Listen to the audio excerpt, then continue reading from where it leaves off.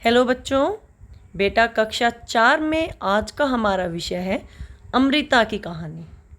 अमृता खेजड़ली गांव में रहने वाली एक लड़की थी जो पेड़ पौधों की रक्षा करते हुए जिसने अपनी जान गंवा दी। तो ठीक है, उसी का जो ये सारा कहानी पाठ है आपका, ये उसमें से है। ठीक है, उसी से संबंधित प्रश्न है। अगर आपको कहानी याद है तो बहुत अच्छी बात है, नहीं तो थोड़े शब्दों में मैं समझा देती हूँ। राजस्थान में जोधपुर के निकट एक गांव है खेजड़ली। वो उसका नाम खेजड़ली क्यों है बेटा? वहाँ पे खेजड़ी के पेड़ हैं, बहुत सारे खेजड़ी के पेड़ हैं। ठीक है, और वहाँ पे एक लड़की रहती थी अमृता। तो वो जो लड़की है वो पेड़ों से बहुत प्यार करती है। वो रोज़ पेड़ों से मिलने जाती है, उनको धन्यवाद करती है कि तुमने हमें इतना अच्छा जीवन दिया, हमें साफ़ हवा देते हो, हमारी इतनी मदद करते हो। और गांव में जो बड़े बुजुर्ग थे वो भी यही बोलते थे कि पेड़ तो हमारे बिना रह सकते हैं लेकिन हम नहीं रह सकते। ठीक है, तो एक दिन राजा ने बोला कि जाके सारे पेड़ काट दो। तो जब अमृता को पता चला पेड़ कटने वाले, तो पेड़ के चारों तरफ लिपट गई। तो जो राजा के लोग थे उनको तो पेड़ काटने थे, तो उन्होंने गांव वालों को भी काट दिया, यानी उनको मार दिया।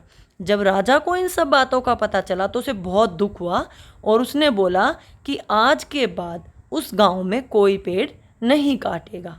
ठीक है, तो ये अमृता की कहानी है और उसी से संबंधित प्रश्नों को आज हम करेंगे। पहला बेटा खालिस्तान के रूप में है। 4 ऑप्शन है: जयपुर, जोधपुर, पेड़ों, खेजड़ी। ठीक है, खेजड़ली गांव राजस्थान में जोधपुर के निकट है। राजस्थान की राजधानी जयपुर है। हम पेड़ों के बिना जीवित नहीं रह सकते क्योंकि पेड़ हमें हवा देते हैं जो हम अंदर ले जाके जीवित रहते हैं। जो हवा होती है ना बेटा, वो ऑक्सीजन होती है और ऑक्सीजन के बिना हम जीवित नहीं रह सकते। ठीक है, खेजड़ली गांव को उसका नाम खेजड़ी नामक वृक्ष के कारण मिला जो उस गांव में बहुत उगते थे। ठीक है, ठीक है बेटा, सारे खालिस्तान हो गए। अगला प्रश्न है, पाठ के आधार पर निम्न प्रश्नों के उत्तर दीजिए। पहला प्रश्न है, अमृता हर सुबह खुशी खुशी किससे मिलने जाती थी? अभी मैंने आपको बताया, पेड़ पौधों से मिलने जाती थी। ठीक है, ठीक है बेटा, हो गया पहला। अमृता हर सुबह खुशी खुशी पेड़ों से मिलने जाती थी। अगला प्रश्न है, खेजड़ी पेड़ की छाल किस काम आती है? खेजड़ी पेड़ की छाल बेटा औषधि यानी दवाई बनाने के काम आती है। ठीक है, ठीक है बेटा, खेजड़ी पेड़ की छाल दवाई बनाने के काम आती है। अगला प्रश्न है, अगर पेड़ हैं तो हम हैं। पौधे और जानवर हमारे बिना जीवित रह सकते हैं लेकिन हम उनके बिना जीवित नहीं रह सकते। पाठ में ये पंक्तियाँ किसने कही बेटा? बड़े बुजुर्ग, गांव वाले जो थे ना, उनके बड़े बुजुर्गों ने, मतलब जो बड़े आदमी थे पहले के, उन्होंने कही थी। ठीक है, ठीक है बेटा, ये पंक्तियां गांव वालों को बड़े बुजुर्गों ने कही थी। अब बात करते हैं अगले की। आपकी राय में उपरोक्त कथन कितना सार्थक है? बिल्कुल सही बात है बेटा। जो पेड़ पौधे हैं, अगर हम उन्हें कुछ भी ना दें, मतलब पानी भी ना दें, तो भी वो जीवित रहते हैं और हमारी मदद करते हैं। जैसे आप देखिए, अगर आप जानवर से काम लेते रहेंगे, थोड़ा खाना देंगे ना, तो भी वो आपकी मदद करता है। बोझा ढोने के काम आते हैं जानवर। भैंस आपको दूध देती है, गाय दूध देती है, बकरी दूध देती है। देखो, वो हमारे बिना जीवित रह सकते हैं क्योंकि वो इधर उधर, जैसे जानवर है वो इधर उधर घूम के घास खा लेंगे। लेकिन अगर हमें चाहिए, जैसे सबसे ज़रूरी ऑक्सीजन किससे मिलती है? पेड़ पौधों से। तो वो अगर वो हमारे बिना रहेंगे, हम उनकी देखभाल नहीं कर रहे, लेकिन हम उनके बिना नहीं रह सकते। बिल्कुल सही बात है। ठीक है बेटा, उपरोक्त कथन बिल्कुल सार्थक है क्योंकि हमें पेड़ों से शुद्ध वायु मिलती है। चाहे हम उनकी देखभाल करें या ना करें, वो हमारे बिना जीवित रह सकते हैं लेकिन हम उनके बिना जीवित नहीं रह सकते। ठीक है, अगला है, इस चित्र में अमृता क्या कर रही है? उत्तर दीजिए। अमृता पेड़ को बचा रही है, पेड़ को राजा के लोगों से कटने से बचा रही है। ठीक है, ठीक है बेटा, अमृता राजा के लोगों से पेड़ को कटने से बचा रही है। अगला है, खेजड़ी के पेड़ों की तरह अन्य पेड़ भी हमारे लिए उपयोगी हैं।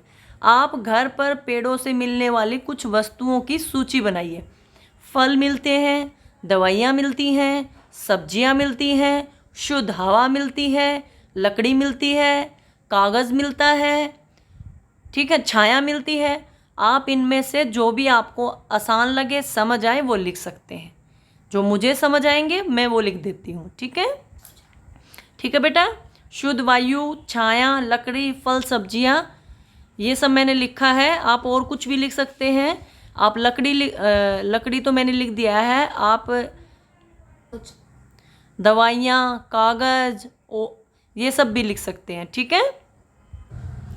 वायु को शुद्ध करने वाले पौधे, बेटा कुछ जो पौधे होते हैं वो वायु को शुद्ध भी करते हैं, ठीक है। और आज के समय में शुद्ध वायु सबसे ज़रूरी है जीवित रहने के लिए। वो कौन कौन से प्लांट है बेटा? Snake plant, spider plant, money plant, aloe vera, तुलसी, ये सब क्या है? पेड़, मतलब हवा को शुद्ध करते हैं, ठीक है। और देखिए, हम शुद्ध हवा हमारे लिए ज़रूरी ना, तो आपके लिए इससे संबंधित कुछ गतिविधियां हैं, कुछ क्रियाकलाप है। क्या है बेटा? पहला तो यही है कि आपको शुद्ध वायु से होने वाले लाभ और लोगों को बताना है कि शुद्ध वायु के लिए हम कौन कौन से पेड़ लगा सकते हैं और शुद्ध वायु क्यों ज़रूरी है, ठीक है। दूसरा है, किसी भी एक हवा को शुद्ध करने वाले पेड़ पौधे को अपने आसपास या अपने घर में उगाएं, ठीक है। आपको क्या करना है? जो भी हवा को शुद्ध करने वाले पेड़ पौधे ना, अपने घर पे एक पौधा उगा ले। देखिए कितने सारे हैं, है ना। तुलसी है, एलोवेरा है, स्नेक प्लांट है, ठीक है, नीम है। इनमें से कोई भी एक पेड़ पौधा अपने घर के आसपास उगा ले। अब बात करते हैं आज की संस्कारशाला की। आज यानी 23 जून को अंतर्राष्ट्रीय ओलंपिक दिवस मनाया जाता है। लोगों को खेलों के बारे में जागरूक करने के लिए ये दिवस मनाया जाता है। आप भी खेलों में भाग लें, अपने घर परिवार का नाम रोशन करें और आगे बढ़ें, ठीक है। ठीक है बेटा। अगला है, आज आपको नारंगी रंग की कोई भी वस्तु खानी है, जैसे पपीता, खरबूजा, रसना, जूस, कोई भी संतरिया या जिसको आप नारंगी भी बोलते हैं, वो वस्तु खानी है। आपको एक खेल खेलना है, सबसे लंबी उंगली का अनुमान लगाएं। अपने परिवार के साथ मिलकर ये खेल खेलें, ठीक है। अपने माता पिता से कोई भी एक लोक कथा सुनाने के लिए कहें। मम्मी पापा को बोले, दादा दादी को बोले कि आपको कोई भी एक लोक कथा सुनाए, ठीक है। दैनिक दिनचर्या की बात रोज होती है कि सुबह उठकर मम्मी पापा को आपको विश करना है, गुड मॉर्निंग बोलना है या नमस्ते बोलना है।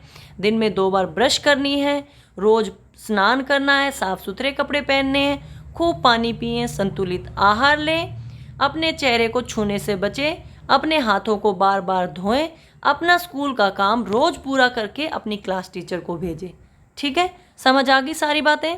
अगर आपको ये सारी बातें समझ आ गई हो और मेरे द्वारा बनाई गई ये वीडियो आपके लिए हेल्पफुल हो तो मेरे चैनल को सब्सक्राइब कीजिएगा। वीडियो देखने के लिए आपका बहुत बहुत धन्यवाद।